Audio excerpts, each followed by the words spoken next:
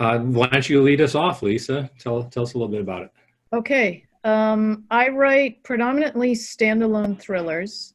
I'm working on my first series right now. It's a thriller series, and I'm about to start book 3, but all this time primarily standalones because I didn't know how to write a series, and I wasn't willing to kind of dip a toe in the water and start.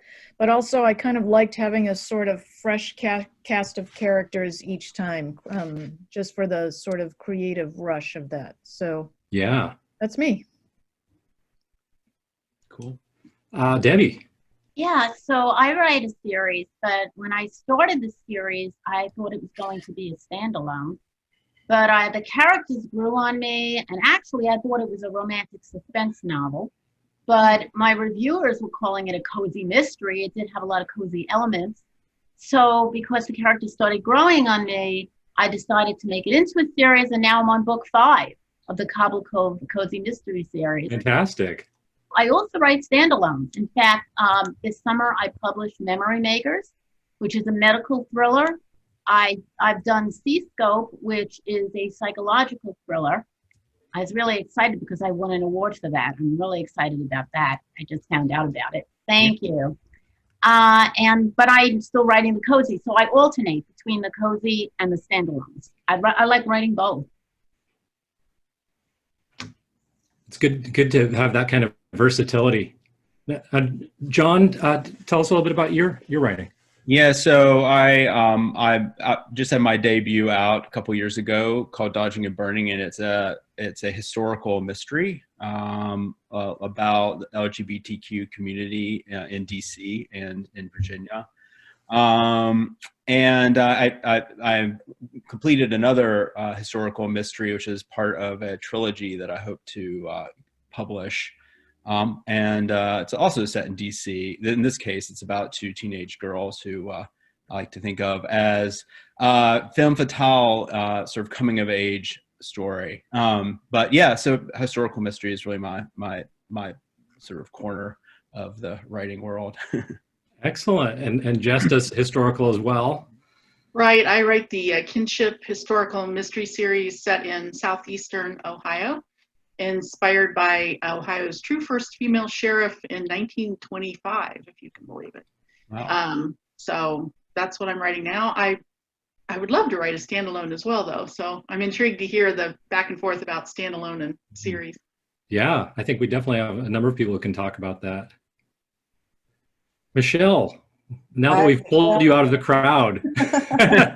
I don't know what that was about. I signed in the normal way, and then I was magically transported. I have the same questions in reverse about the series versus standalone. I write standalone YA novels that have like mystery elements to them. I don't know if I would call them like purely mystery, because there's usually sort of a mystery happening alongside some other things.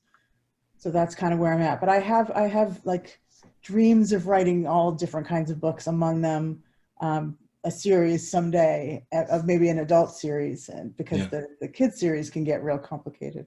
Yeah. But it's hard to know sort of how to structure them and where to start, and you know how you'll know what characters and settings you can hang out with for that long, right? Like, because you really, I think, do have to love your people and your environment in order to live there for the number of years you would have to live there to write a good series.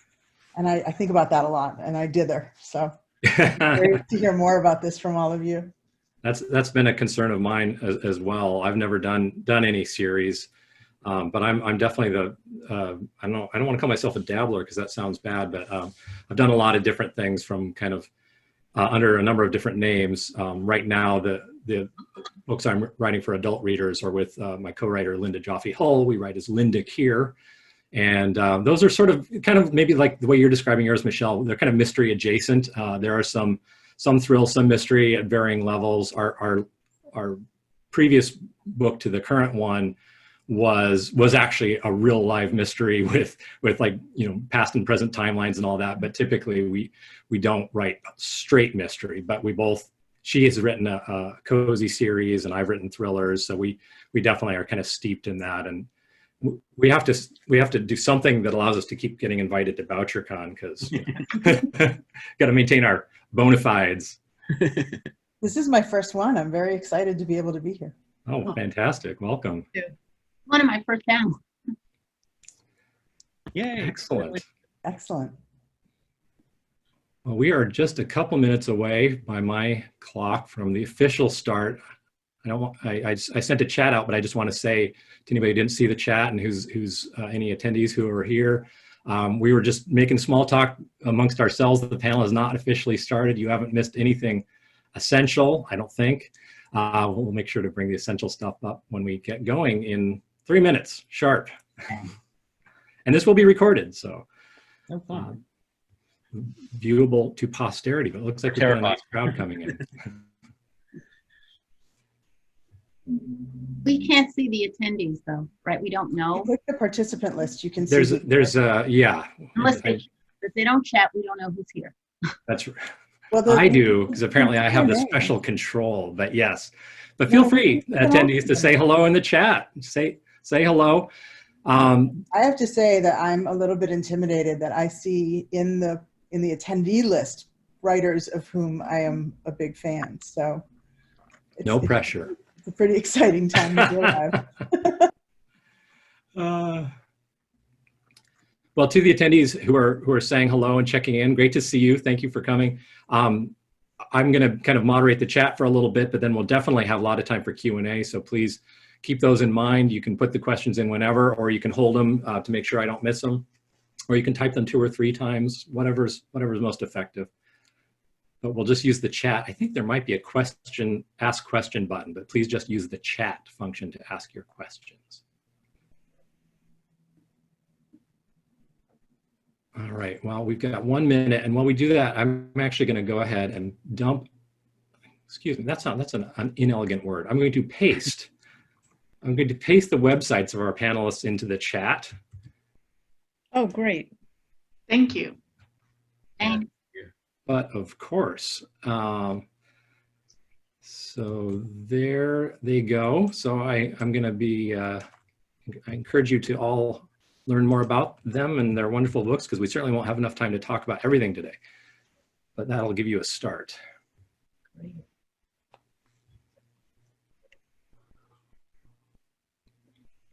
We have viewers from Orange County, Toronto.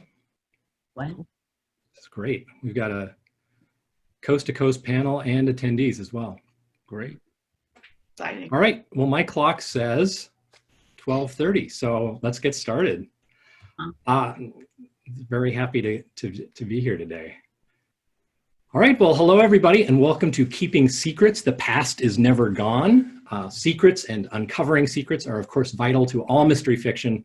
And today we'll be attempting a spoiler-free discussion of how secrets inform the novels of this fine group of writers. My name is Keir Graff, and among my many literary endeavors, which include books for middle grade readers, anthologies, and more, I write adult, sometimes very adult, fiction with my co-writer Linda Jaffe-Hull. We write under the name Linda Keir.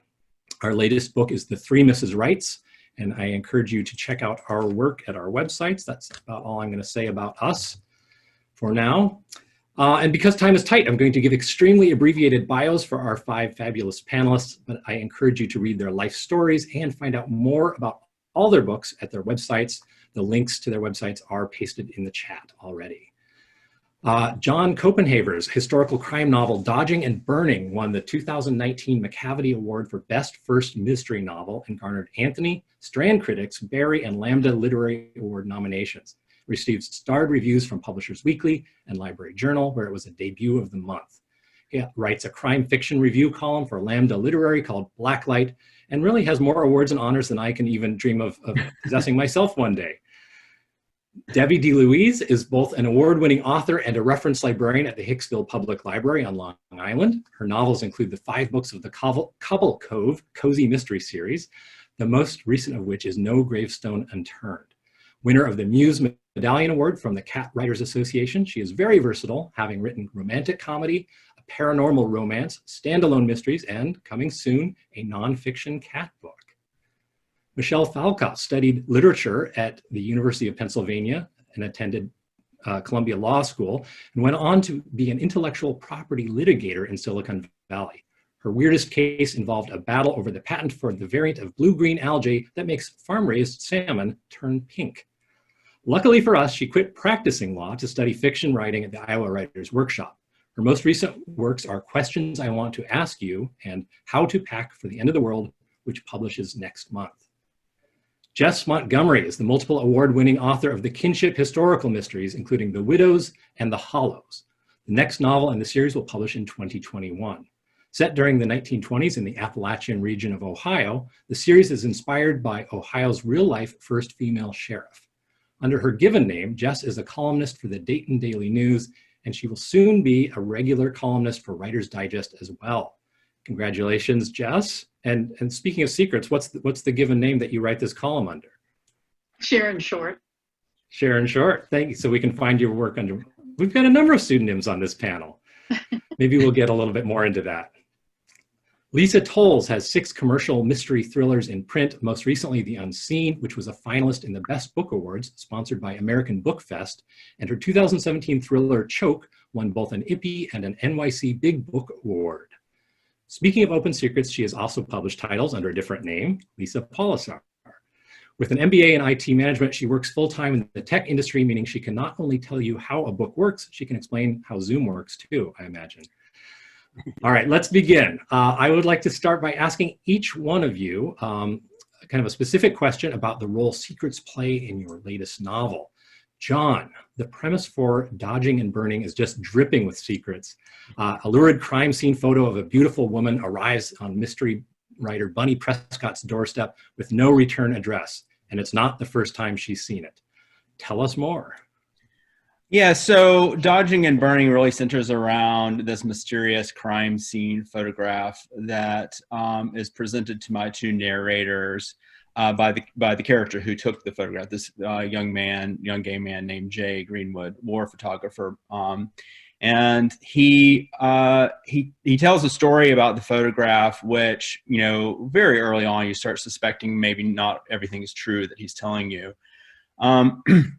And the way that I think really secrets work in Dodging and Burning are in kind of 2 levels. One is the sort of the secret you're holding back, so you're worried about, or the character is worried about what sort of impact that secret is going to have on the people around him or her. And then also, like, the desire to tell a secret is really strong all the way through the book. And those 2 kind of impulses in various characters continue to kind of fight their way out. And actually, a lot of the book is about how you go about telling a secret, or how you try to tell a secret, however painful it is. And, you know, of course, you know, it's connected to a lot of issues with in the LGBTQ community, where you're trying to tell the world about who you really are. And oftentimes that can be very painful and complex, and fear rejection and those sorts of things, especially, you know, my book's set in 1945. So you can imagine sort of, you know, what it would be like at that point to tell the truth about yourself, especially to family members and that sort of thing. So I don't know, the secrets are kind of working in 2 ways in Dodging and Burning, I guess. I love that idea of the kind of desire to tell a secret, right? So often crime fiction centers on people who have a strong motivation to keep it, right, and really, really, really want to keep it. But sometimes you have a secret you just can't wait to reveal, right? Right. But have no way of, and especially in Dodging, had no way of doing that very well, or you know, it's hard to do. Yes, right. Right. Yeah. Is Dodging and Burning, is that a photography term? Yeah, so Dodging and Burning is a treatment. I mean, now you can do it in Photoshop, but originally you would sort of, to dodge or burn, you would either overexpose or underexpose part of an image to create contrast, or in this case, it may be to obscure something. You know, I think that it's a way of sort of manipulating an image in a kind of very basic way, not sort of, you know, like the deep fake way we're dealing with these days, like, you know, a real, you know, simple way. But I also love the sort of, you know, the terms sort of also have resonance. That's so great. Yeah, I mean, if it wasn't historical and you had to set it now, I mean, Photoshop is trademarked, so you can't really use that. Wonderful. I wouldn't want to read that anyway. Yeah, it sounds like a user manual. Yeah. Debbie, No Gravestone Unturned kicks off when the cemetery caretaker's son is found dead by a gravestone, and the only witness appears to be the library cat. The investigation of the crime uncovers a generation of family secrets. Can you tell us how they drive your story? So this is the book that just came out recently. It's Halloween themed. Like as you said, the murder takes place in the cemetery on Halloween. And the only witness is Sneaky. He's the library cat. He's the main pet character in the book. And I made some changes there were 3 cat characters in the book. There was a cat character who lives in the inn. She was introduced in the 4th. This is the 5th book of the series. She was introduced in the 4th book. But I added a 3rd cat who's a visiting cat because there are 3 couples that come to town for a funeral. And one of them brings their pet cat, Salem, the black cat. But the secrets in the book have to do with the humans in the book. The humans don't understand the cats, but the cats understand one another. They also understand there's a dog in the book. So the pets understand what they're saying, and readers can understand their thoughts, which are in italics. So they know the cats are talking to one another. But the humans don't know what the cats are doing, but they're helping investigate the murder. Right. As is often the case, the humans don't know what the cats are doing. Now, in addition to the thoughts of the cats, I also have a timeline that changes because the main mystery, there are a lot of secrets in this book, but the main secret, which deals with the mystery and it wraps everything up, actually goes back to 1928 because it's a generation of secrets that's passed down. And there are different years. I don't change too often. Mostly it takes place in 2019. I have it starting in October, starting right near Halloween. It's a couple of days before when one of the characters finds out that his aunt has died and the relatives are coming to town. Yeah. But the reason because of the pandemic, I wanted to start it in 2019 instead of 2020. So that's how I placed my timeline. But there are a lot of secrets in this book. I can't reveal them all, but there are secret rooms. There's a very unusual hiding place, which is a secret hiding place. There are secret affairs, and there are things that happened in the past that was secret, and there's things currently going on that are secrets. I was going to ask you about the secret rooms because I'm a sucker for a secret room personally. There are 2 secret rooms. One of them is in a house, and one of them is, well, maybe I shouldn't give it away. Well, we should reveal a few secrets at this panel, right? We can't. Person hides in one of the rooms, and something else is hidden in one of the rooms. I don't want to give it away because I place clues throughout the book, and I think that would kind of ruin the mystery. Understandably. Michelle, thank you for having a black cat photobomb that. That just was perfect timing. He was like hovering right by my side until he heard Debbie start talking. And then he was like, I have to be here for this part. It was very and now he won't leave. And he only usually likes Zoom occasionally. So hopefully he won't be too intrusive. I'm really interested in hearing everybody talk about what kind of different secrets are in play, because I think there's such interesting overlap and then interesting different ways that we think about secrets. I too have a secret room and secret relationships, which I really enjoy writing about. And I also tend to think about, because I write for teenagers, one of the themes that I find has sort of transcended all of the books that I've written is, this is very awkwardly phrased, but it's sort of what I call the fundamental unknowability of other people, right? And it's the growing realization that not only may we never fully understand ourselves, but the people around us are always going to be inscrutable in some way. We're never going to be able to fully kind of understand the whole of another person's humanity. And that provides all of these different opportunities for secrets and misunderstanding, misdirection, a lot of complication. And so my most recent book, the one that's coming out in November that I'm very excited about, involves a group of teenagers who are very nervous about all the things that are happening in the world and who feel this urge to try to prepare. I can't imagine what might have prompted me to want to write about this right now, but somehow it seemed like a pressing topic. And what they find is that their sort of inability to know each other fully, and the fact that they are keeping secrets from one another and from themselves ends up being a more pressing issue to have to deal with than the hypothetical possibility of the world ending, right? And so for people who sort of think that How to Pack for the End of the World is meant to be a literal title, it's going to be a very disappointing read. But for people who understand that my greater concern is the fact that we need to communicate with each other, and we need to kind of share information and share resources and talk to one another and understand one another, and our inability to kind of do that all the time, and the secrets that emerge from that inability, those are the kind of things I like to explore in books and in mysteries in general. Now, I, for one, thought it was going to be a zombie thriller, so Yeah, no, So- I'm getting killed. do you find that you are kind of exploring that question differently from book to book? As you have evolved as a writer, has your approach to that fundamental question evolved?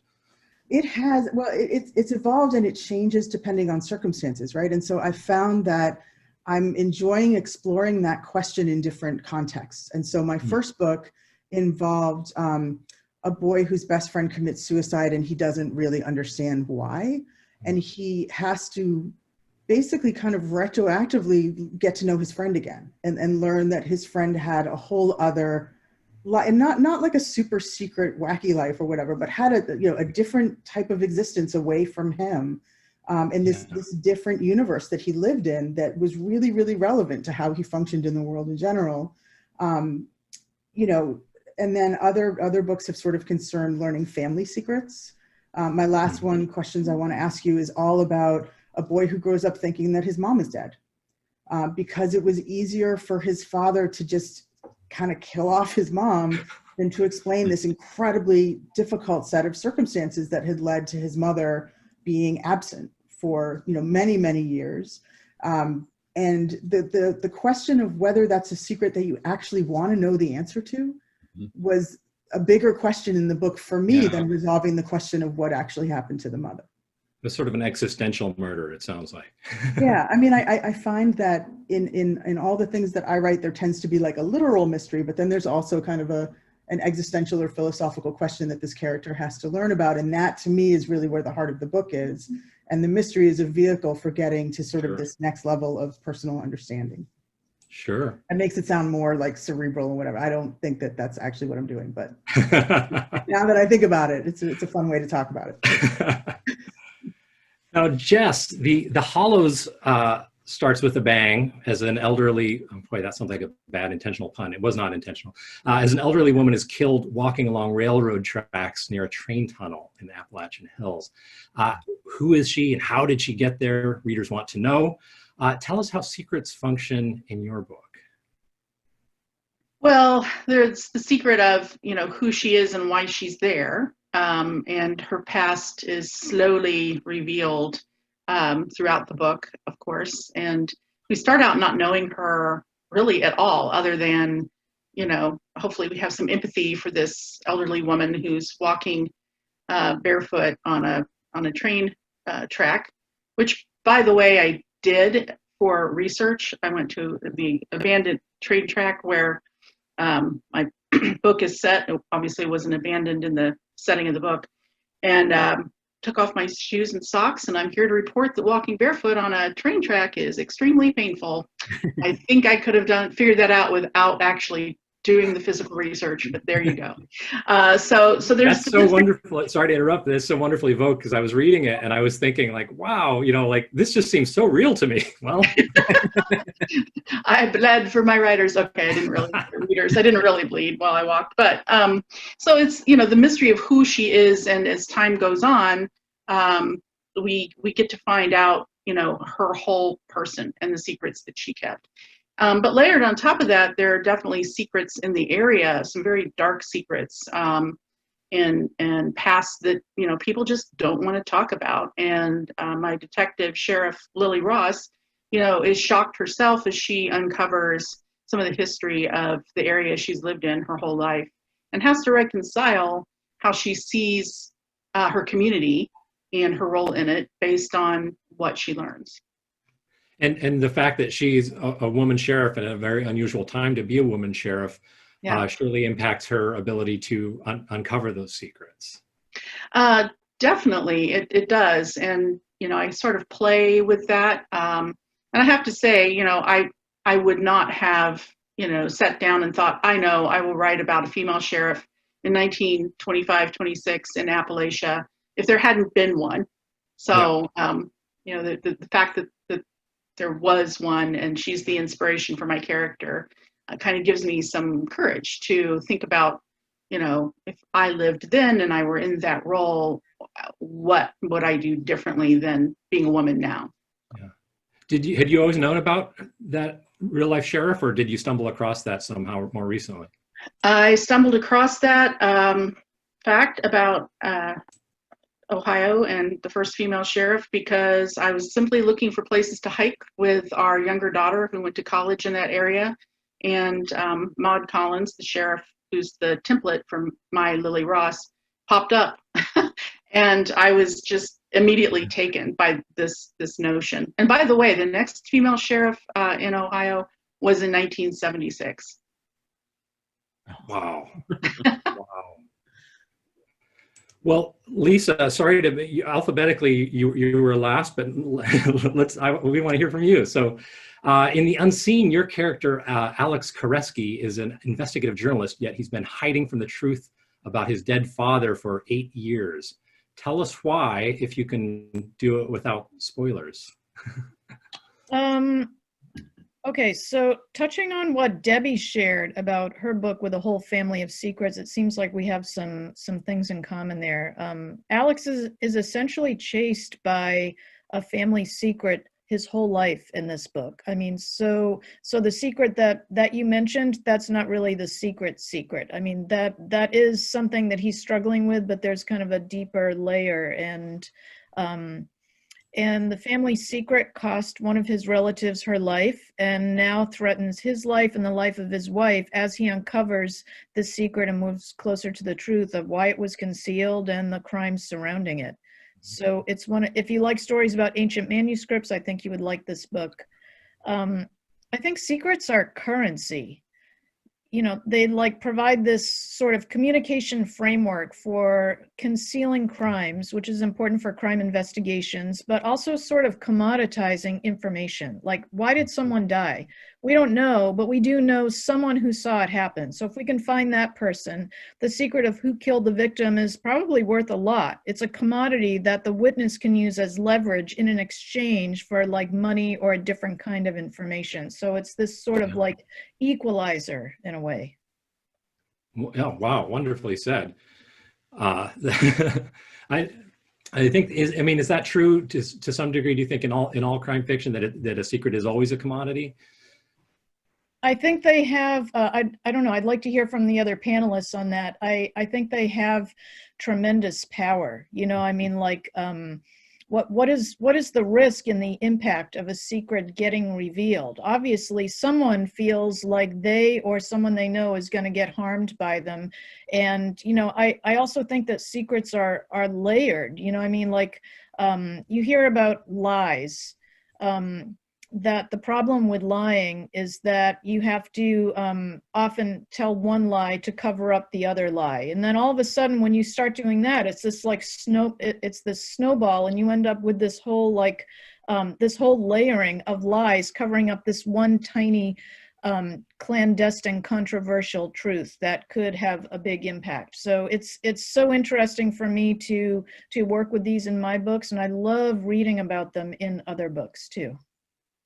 Yeah, I think it's fascinating. I definitely think of a secret as a power that someone has. I think in the book that I'm working on now, I have a character who knows a secret and kind of keeps it and is trying to find a time to tell. She wants to tell the secret, but she also likes keeping it because it gives her sort of this power over someone who she feels a little powerless against. And then when she does say the secret, there's it turns out that maybe holding on the secret wasn't the best, the best thing to do. And sometimes what you think is a secret to you may not be a secret to someone else, which is another thing. Like, something, you believe something that's a secret, but maybe other people know something else, So there's it's a sense of power holding on to it, but it also can be deceptive itself. Yeah. I love having all this different vocabulary for secrets, right? The currency and power. And I think about it a lot as knowledge, right? Whether it's knowledge meant to be hoarded or shared. And that fits perfectly into that sort of power currency mold, that having information can be powerful and valuable, but also deciding who and when gets access, and when it's important for people to know. And one of the things I find I write about a lot is the danger, I think, like Lisa was saying, of the kind of the spiral that you get into when you don't share information, or when you don't don't provide your knowledge to people to whom it would be useful, right? That so many of the problems that my characters get into stem from not being willing to share secrets with people, or not being willing to share information because they're afraid of what the impact might be, where the impact would likely be better, even if more painful in the moment. But I think Jess was gonna jump in too, and I didn't mean to. Oh, that's fine. Yes. No, this is fascinating to hear, like you say, this vocabulary around secrets. I was just going to say, secrets don't necessarily have to be nefarious or kept because they will hurt the secret keeper or what have you. They can be kept just out of, I guess, personal protection, and maybe an assumption that if other people don't know this, it's fine. And that was part of what I explored in the first book in my series. Was Lily's husband passes away very quickly. He's murdered, right off the bat, and she wants to figure out who killed him and why. But he has a personal secret that that she's never known. And to her, it's not so much when she learns this that that what he has hidden is wrong, but the fact that he would hide it from her makes her question, just how close they were and how well she knew him. And yet, as she starts picking at this secret and getting to know more about it, she gets a fuller view of who he is and ends up appreciating him, I think, more. In my book, though, what happens is the secret is shared, but people don't know it's been shared. And so it's a secret that's a secret to certain people. And that's the problem, because the secret originally, the main secret that started the whole thing, and the reason the person was murdered eventually, was revealed to someone, and someone else knew the secret. But that, so that's what caused, the whole, it's like a cycle. Well, one secret, and then, when it's shared, a secret's supposed to be kept. But this secret didn't necessarily have to be kept, but someone wanted to protect someone. But the person they were trying to protect knew the secret, but didn't tell the person that they knew the secret. So there was reasons why they didn't want it revealed. In my book. Yeah. So it's, I guess if you have to understand by reading the book, but it's a secret that is actually, and that was the problem, that it was shared. It shouldn't have been shared, but somebody knew, the person who was supposed to protect already knew about it. People were sort of touching on this, but like, what are some of the most unusual reasons you can think of for keeping a secret? Like I was kind of, in preparation for this panel, I was sort of thinking like, well, usually it's sort of like, the classic mystery thing is like, I want to stay out of jail, right? I got to keep my secret. I killed a man and I didn't tell anyone, right? Or, obviously to, protect social status is a big one, right? Blackmail, or, to hold on, retain wealth. But I started running out of creative ideas after that. And I was just thinking like, does anybody either from your own books or from books you enjoy or movies, popular culture, can you think of like really, I'd love to just hear some really creative reasons for keeping secrets. I think one is just that you want to preserve someone else's reality. You don't want to disturb their version of the world, their idea of the world. And by telling them a secret, you do completely disrupt that. And that can be, we always think of the truth, like with a capital T, as being a good thing, but sometimes it can be very to learn the truth, especially after telling yourself thinking that the world is one way, can be traumatic. And so you see like parents like not telling their children about their parents, and you kind of understand that a little bit. Then when it comes out later in life, it can be pretty upsetting. I've been close to that in my own life, not personally, but very close to it. And you always wonder should have this secret been kept or not? And you never know. So it's not an easy answer. That kind of assumes a fragility in the other person. Fantastic example. Mm-hmm. Mm-hmm. Yeah, I I think there's also the idea of the secret as a means of self-preservation in some way, right? To try to have a little bit more control over how the world views you. Mm-hmm. And so to selectively reveal pieces of information about yourself, but to hide others can be a way of exercising that kind of control.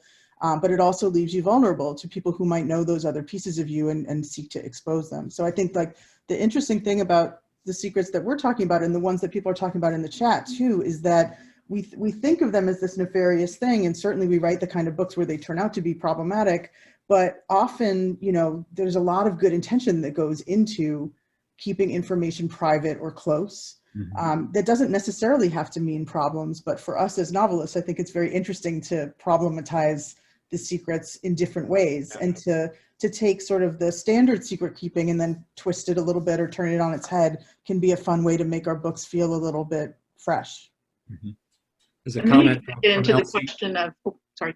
Oh, sorry. Just saying there's a comment from Elsie Rooney, who's attending, says, secrets can also be kept out of loyalty, which can be misplaced loyalty or lead to the secret turning on the secret keeper. So just, go ahead, Jess. I was going to say, it's as I'm listening to all these wonderful insights, I'm asking myself, where's that line between secrets and just, having personal boundaries? And I think we kind of all experience that to some degree on social media. Like, I'm perfectly happy to chat about my terrible crocheting, but I, might not want to share something else that is more personal. So it's just kind of interesting to find out where those edges are, and how different people see them. Yeah. I always think personal boundaries. I would love to hear from some of you. Like how secrets in your own life influence your fiction. Nobody has to tell any secrets, but you're more than welcome to, because we could break some news here. But how do secrets from whether your childhood or your past, like how do you use that as fodder for your fiction? Great question. No, go ahead. Lisa has a thing. Go ahead, Lisa. I hadn't formed my answer. I was just saying, great question. Michelle, please, you take it. I was going to say, it's hard to resist, again, like sort of weaponizing people's secrets in fiction, right? And so the thing about secrets that's so fun to use in crime fiction and all kinds of fiction is to think about the sort of the secrets the characters are keeping and what would happen if they were revealed, right? I mean, that's sort of often a very common point of tension. I think Tara asked the question, are there secrets that are overused? And I think it's a really good question. I think that there's sort of literal secrets that might get overused, but then there's techniques that we kind of need, right? Like, and so, like the extent to which people are hiding things about their pasts, there's no real getting around that's a secret that is really, really important to us as mystery writers, I think. This idea of wanting, again, to have some control over who knows about us and who knows our worst information. But we do have an obligation to make that kind of fresh and I want to say modern. That's maybe not the right word, considering a lot of us are writing historical fiction, but we do have to make it unique to the characters that we're writing about, right? We have to keep it from becoming this very familiar, stale thing. And so constantly figuring out ways to take these sort of tropes about what types of things are secret and making them very specific to the people involved. To me, that's the key to keeping them from feeling like these overused tropes, if that makes sense. Yeah, yeah.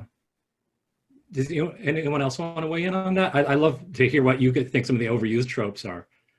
Well, no, what I was going to say was I think that all mysteries have secrets. I mean, all mystery novels have secrets where, you know, the author is hiding secrets from the reader. And, you know, with these red herrings or these clues that they put into so at the end, the mystery is solved and the secret is revealed. So basically, that I feel all mysteries have secrets. I know secret is not necessarily a mystery because some of the characters may know the secret, but it's always a secret to the reader because the author is trying to, you know, that's what creates the suspense. Yeah. And people wanting to continue to read the book because they want to find out what the secret is. What's the mystery? And it's true even in non-crime fiction, isn't it? I mean, even just, you know, Many books. Right. Yeah. Literary fiction is still a case of the writer gradually revealing secrets. Maybe I should have thought about this before I started becoming a writer, but I'm really terrible at keeping secrets. So I don't. My co-writer is in the chat challenging me to reveal secrets. I'm an open book, Linda. That's why you write them, so that you can reveal them in the books. They're all going to come out eventually. So, Here, can I add one quick thing? of course. Natalie Goldberg is who I consider to be one of my greatest writing teachers. She wrote this amazing book called Writing Down the Bones. And I see nodding heads. So I read her book before I wrote my first novel over 20 years ago. And what really stuck with me from that book is she said to write what scares you.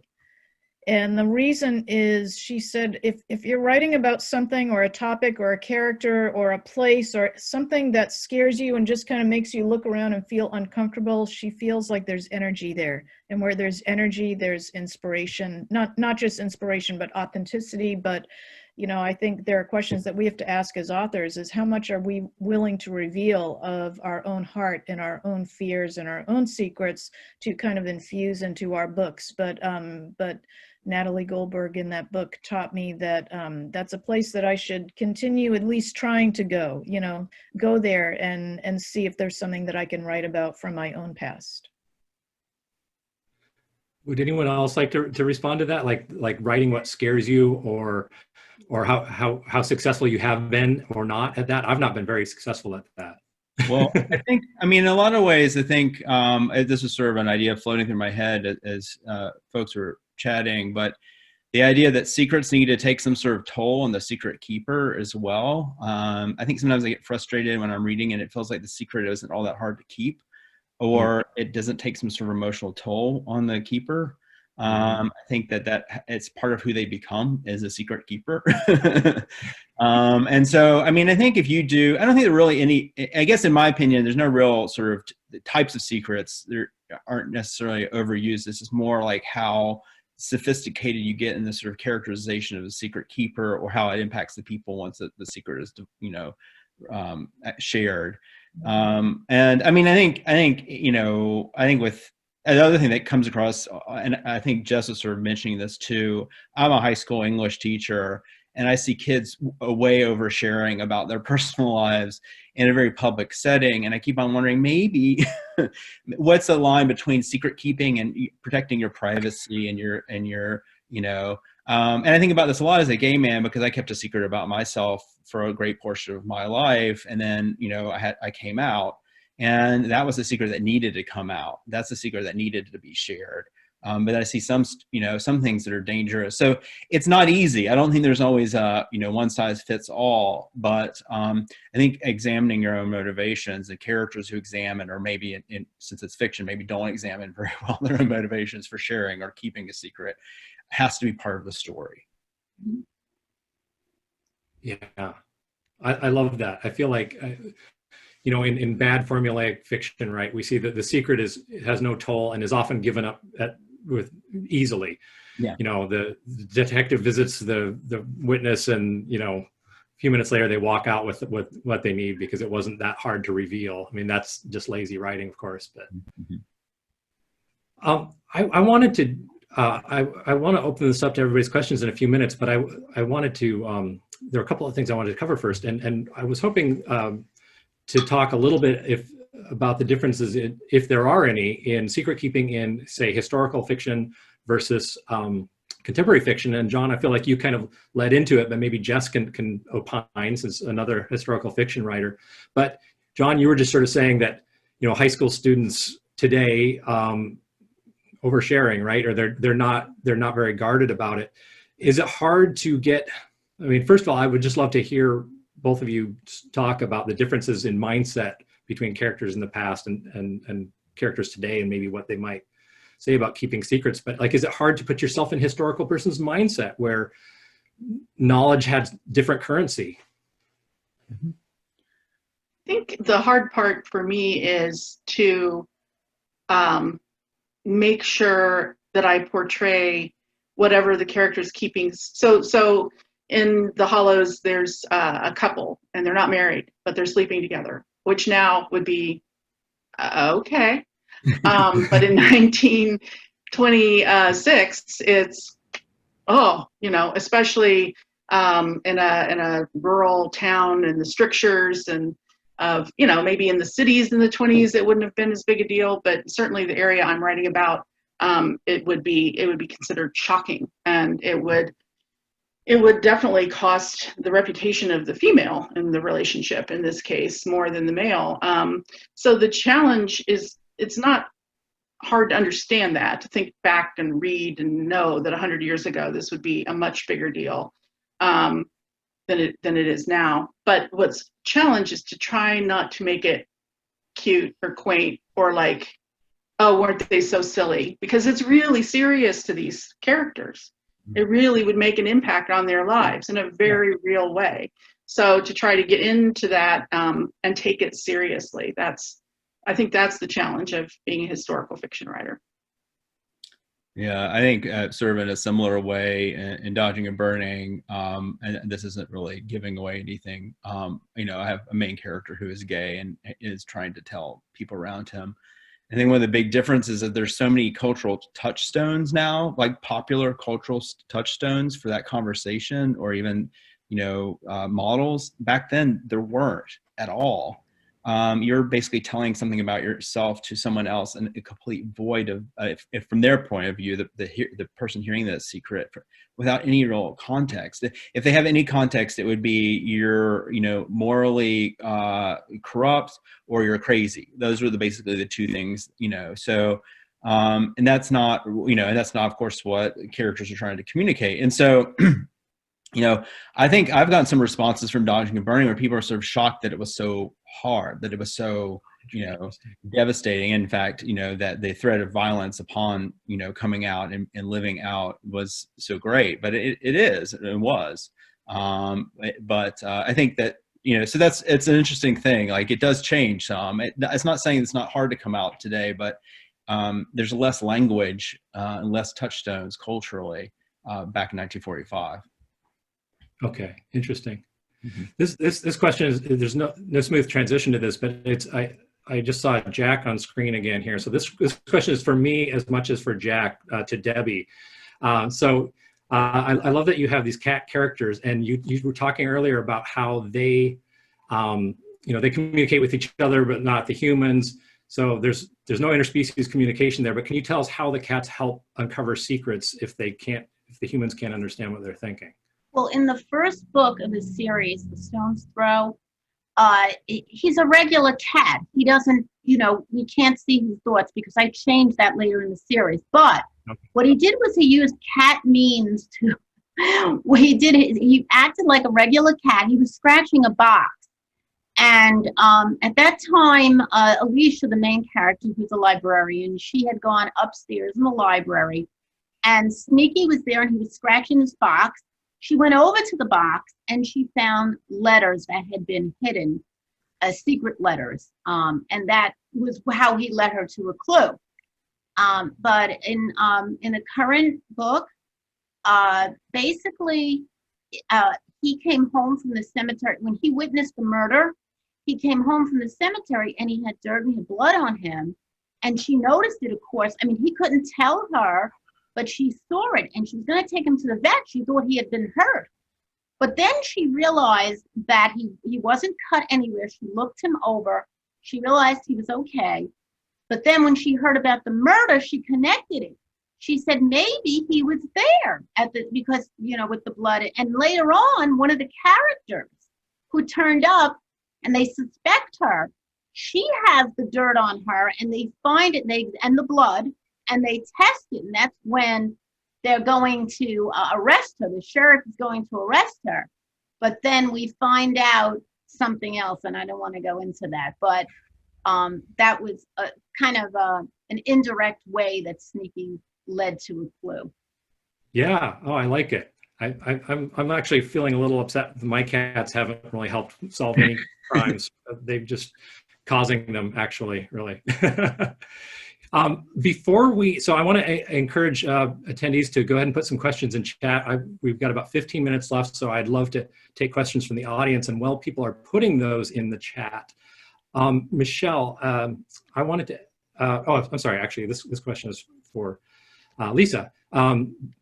But we can talk about this a little bit. Early on, somebody was sort of, when we were just chatting before the panel started, people were saying that they want to talk a little bit about the difference between standalones and series.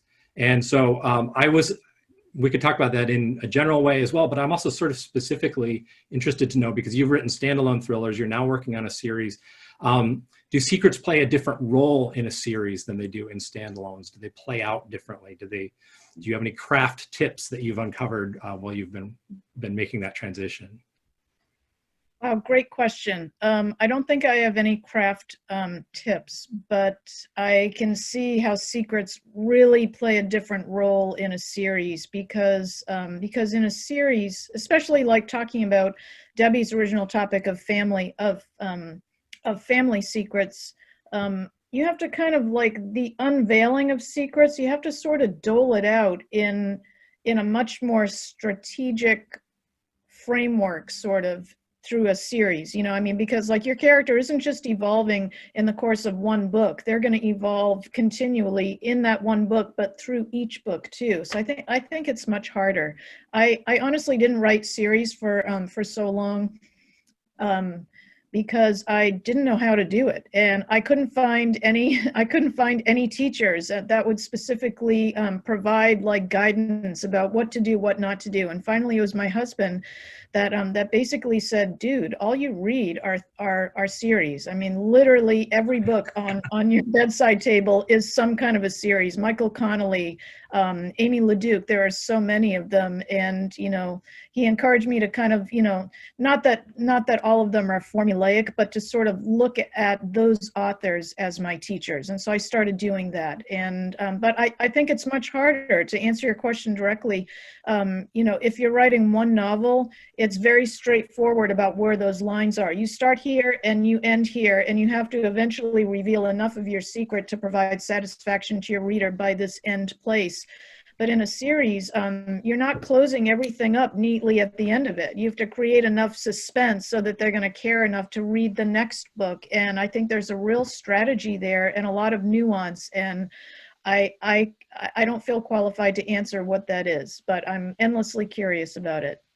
I think it's the kind of like the aspiring author thing is always, oh, if I just had a series, if I just had a hit series, and then you don't have to create everything all over again, right? You got the characters, you got the setting, but as you say, I think to me, in some ways, it's much harder and much more daunting.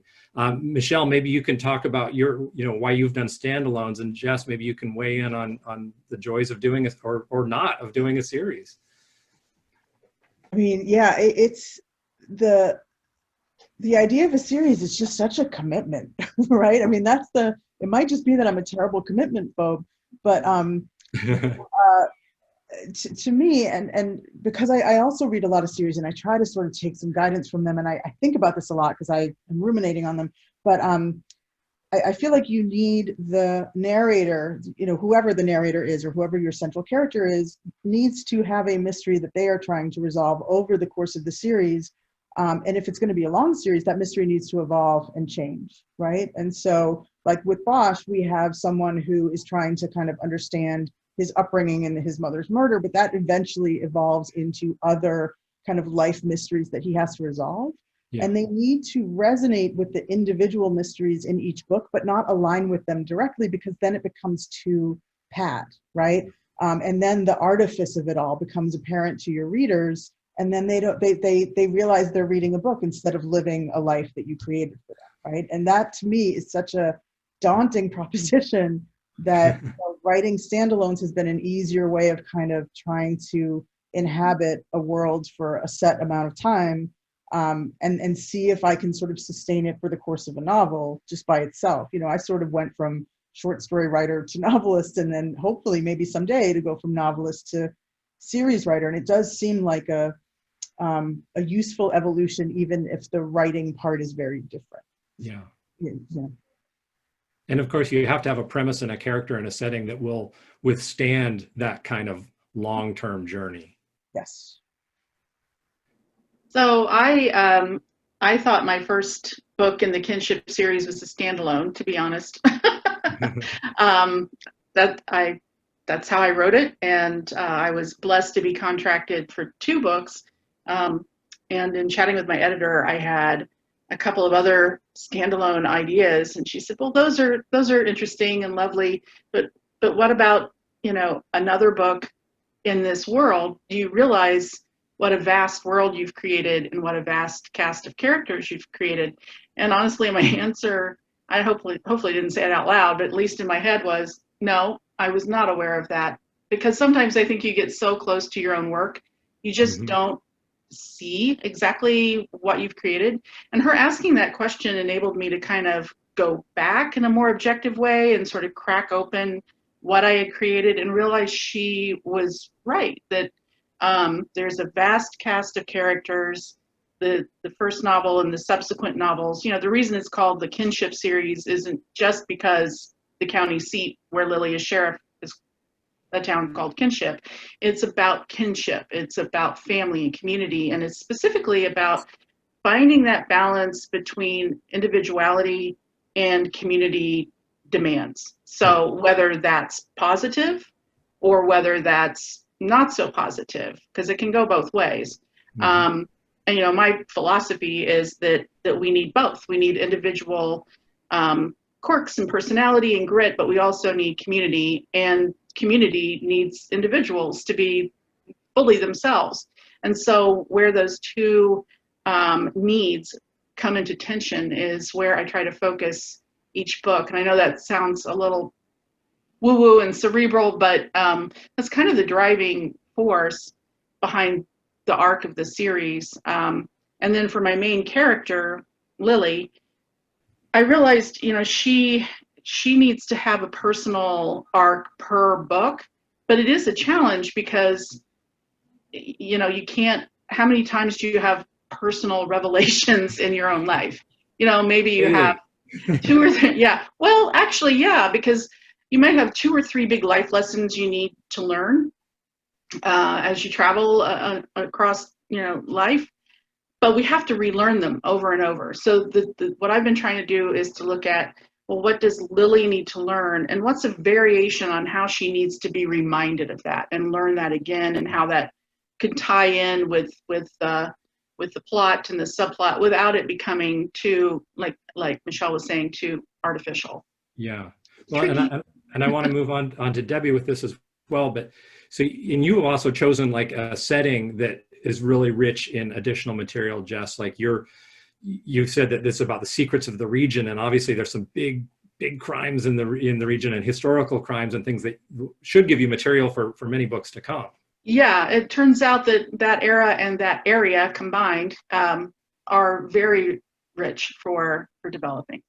Yeah.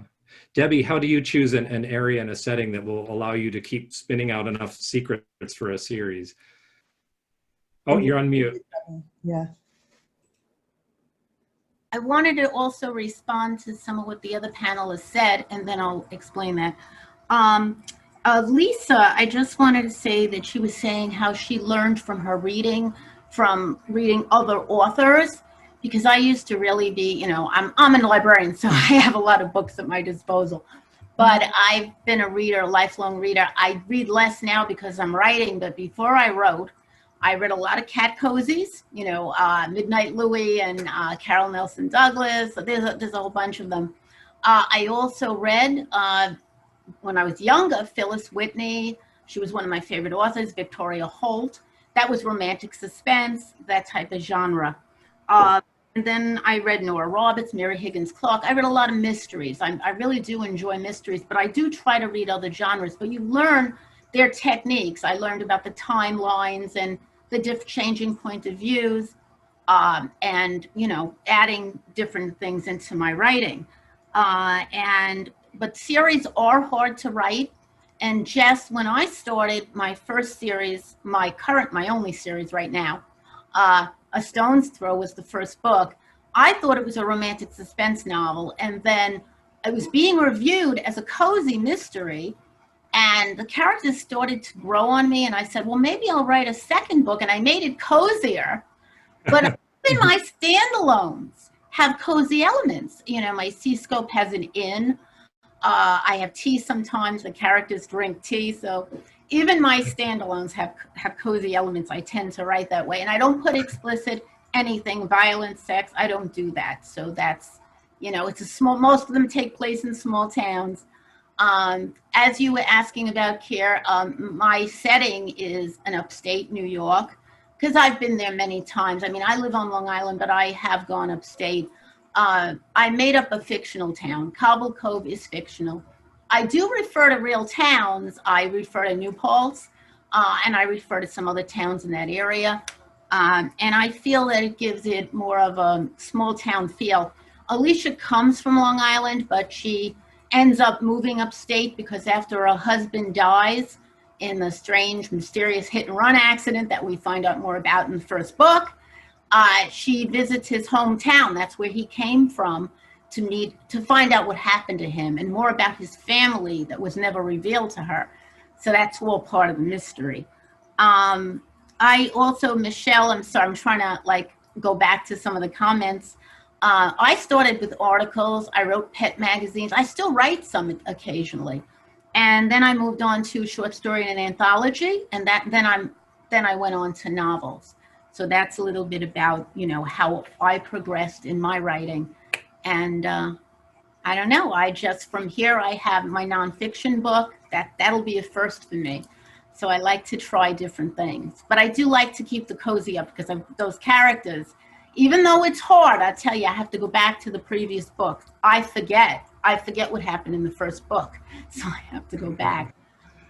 Well, I'm sorry, I just got the 5-minute warning, and I want to make sure everybody has a chance to talk about what they've got coming up next, whether it's something you're writing and hoping to publish, whether it's something that's imminently coming out. You can talk about the secrets involved in it or not, but please let us know what's going on. John, why don't you start us off? Sure, which is sort of interesting because I'm kind of making a segue into a series-ish. So I have a completed novel that, although I have not officially submitted it to Pegasus, I'm hopeful. It's about 2 teenage girls in 1948, and it's really about the way those girls.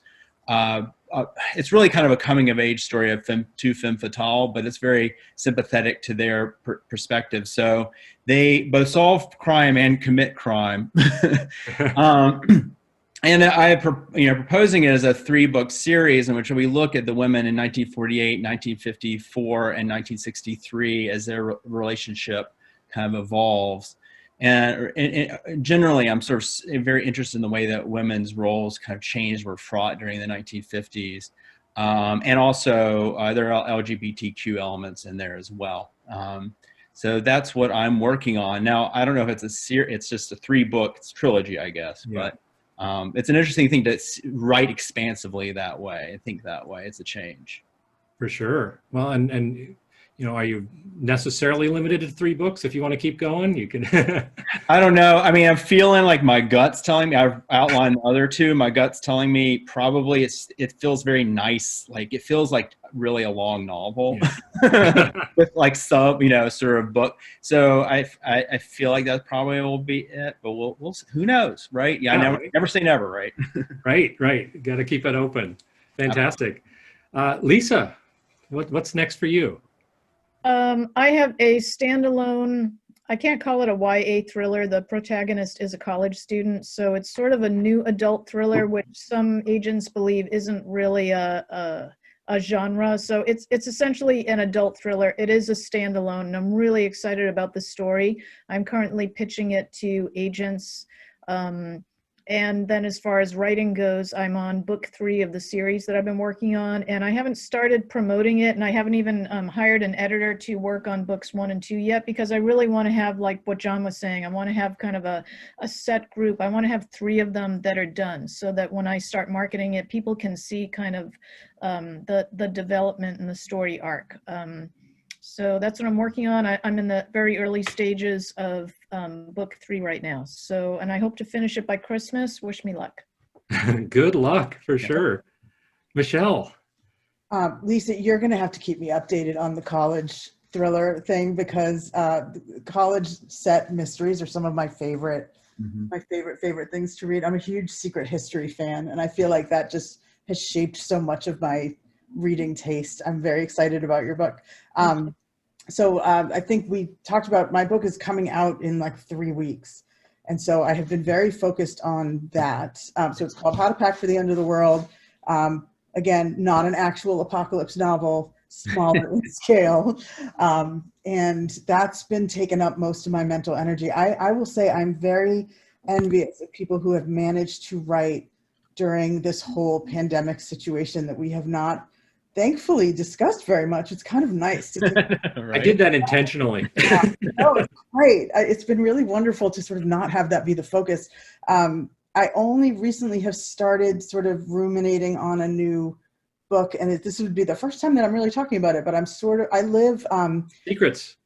secrets, right? This is a secret. I historically, for some reason, always live near dead people, whether it's a cemetery or a funeral home or whatever. Like I've had friends point this out. It's not purposeful, but I live near an amazing cemetery in Chicago that has a sign out front that says, you know, don't come in after 4 or 5, or you could get locked in for the night. And I'm like, yes, let's Is that Rose Hill? do this. This is Rose Hill, yeah. Yeah. So I'm working on the very, very nascent stages of a book about a group of teenagers who spend Halloween locked in Rose Hill Cemetery, and bad things ensue. Nice. We've got, I think, just 2 minutes left. Jess and then Debbie, please tell us what's coming next for you. Next out for me is the 3rd in the kinship series called The Stills. Given that my books are set in the 20s, Prohibition has been in the background of the first 2. In The Stills, Prohibition is brought to the foreground. And as you can imagine, with illegal brewing, there are plenty of secrets that are kept. So that's what's coming out March 9th, 2021. So I have Pet Post, which is the nonfiction cat book I was talking about. It actually features articles written, blog posts written by my cats, 2 from the past and 2 current ones. It's from their point of view about feline health topics, feline behavior topics. Some of my cats have had feline diabetes. Some of them, I have a cat who has hypothyroidism. So we focus on that. And there's some fun articles too. I also have a half-completed standalone psychological, it's what's going to be a gothic thriller that I've been working on for years. And I want to complete that because I've written the cozy, so next is the standalone. So that's my thing. And eventually I will write a 6th Cobble Cove, hopefully. But I do have a full first of a new series, and I've been querying that to agents. So hopefully I may have 2 series. You are busy. That's fantastic. Congratulations on all that. Thank you. Well, I'd like to thank everybody for joining our panel today. I'd like to thank our amazing panel. This is such a great conversation. I could have gone for another hour talking with all of you. So thank you, John, Debbie, Michelle, Jess, Lisa. Also a big thanks to Michelle Dreer, the panel wrangler, Ken Bryant, and Chris Graham for technical behind-the-scenes support. Selling books is harder than ever during COVID, so please show your appreciation by purchasing at least one of these authors' books today, preferably from your local independent bookstore, but we accept sales from anywhere, absolutely anywhere. Thank you so much, everyone, and enjoy the rest of BoucherCon. Thank you. Thank you, everyone. Thank you so much. Nice to meet all of you. Thank you. everyone. Thank you. Nice to meet everyone. Take care. Stay safe, everybody. You too.